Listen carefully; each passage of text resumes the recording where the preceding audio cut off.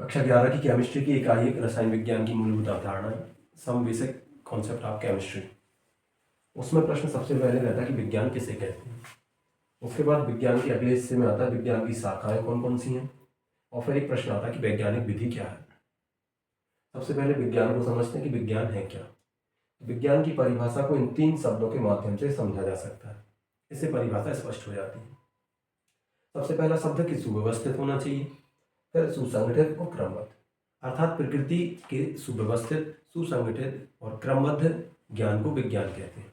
यदि इन 3 शब्दों के अनुसार प्रकृति की किसी भी घटना का अध्ययन करते हैं तो उसे विज्ञान कहा जाता है। उदाहरण के लिए यदि हम अपने दैनिक जीवन में विज्ञान को समाहित करते हैं तो हमें इन 3 शब्दों को लेकर साथ में चलना होगा।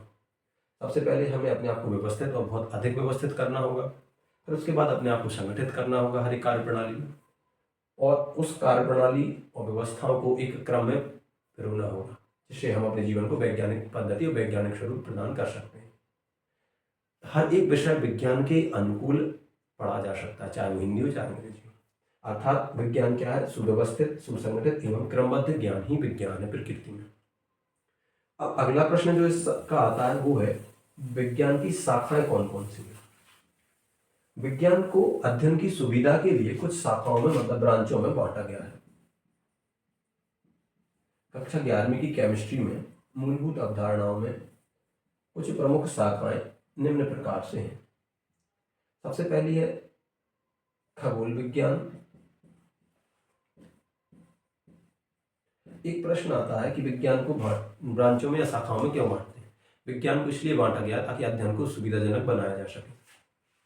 खगोल विज्ञान विज्ञान की वह शाखा है जिसमें खगोलीय घटनाओं का अध्ययन किया जाता है, अर्थात ग्रह, उपग्रह, नक्षत्र के बारे में जो अध्ययन होता है वो खगोल विज्ञान होता है, इसे एस्ट्रोलॉजी कहते हैं, एस्ट्रोसाइंस। फिर अगली एक विज्ञान की शाखा होती है वनस्पति विज्ञान। विज्ञान की ऐसी शाखा जिसमें वनस्पति जगत का अध्ययन किया जाता है। वनस्पति जगत में पेड़ पौधों के सूक्ष्म भाग से लेकर बृहद भाग का अध्ययन किया जाता है। अगली शाखा है जंतु विज्ञान। जंतु विज्ञान विज्ञान की वह शाखा है जिसके अंतर्गत जीव जंतुओं के बारे में अध्ययन किया जाता है। इसके बाद अगली शाखा आती है भौतिक विज्ञान की, जैव विज्ञान की, और एक आती है सबसे स्पेशल जो रसायन विज्ञान की। इस विज्ञान को पुनः शाखाओं में बांटा गया, उन शाखाओं के बारे में पढ़ेंगे। तो भौतिक विज्ञान क्या है? विज्ञान की वह शाखा जिसके अंतर्गत पदार्थ के भौतिक गुणों का अध्ययन किया जाता है, वो भौतिक विज्ञान है। इसके बाद जैव विज्ञान अर्थात बायो साइंस की वह शाखा जिसके अंतर्गत जीव जंतुओं के बारे में अध्ययन। इसके बाद विज्ञान की अगली शाखा आती है रसायन विज्ञान। विज्ञान की वह शाखा जिसके अंतर्गत पदार्थ के रासायनिक गुणों का अध्ययन किया जाता है, उसे रसायन विज्ञान कहते हैं। अब रसायन विज्ञान को पुनः अध्ययन की सुविधा के लिए कुछ ब्रांचों में भागों में बांटा गया है, जो इस प्रकार से। अब बात आती है रसायन विज्ञान के बारे में, अर्थात केमिस्ट्री के बारे में, जो कि 11वीं और 12वीं के लिए अपन केमिस्ट्री विषय पढ़ते हैं। उसी की एक शाखा जो सबसे महत्वपूर्ण है।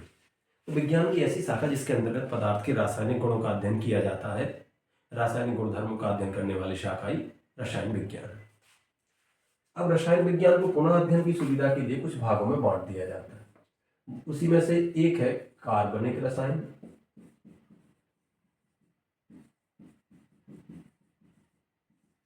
एक है अकार्बनिक रसायन, एक है जैव रसायन, और फिर एक है भौतिक रसायन।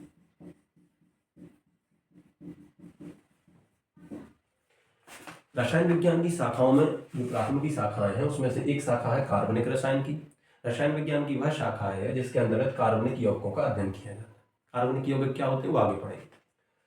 एक अकार्बनिक रसायन अर्थात ऐसी रसायन विज्ञान की शाखा जिसमें अकार्बनिक यौगिकों का अध्ययन किया जाता है।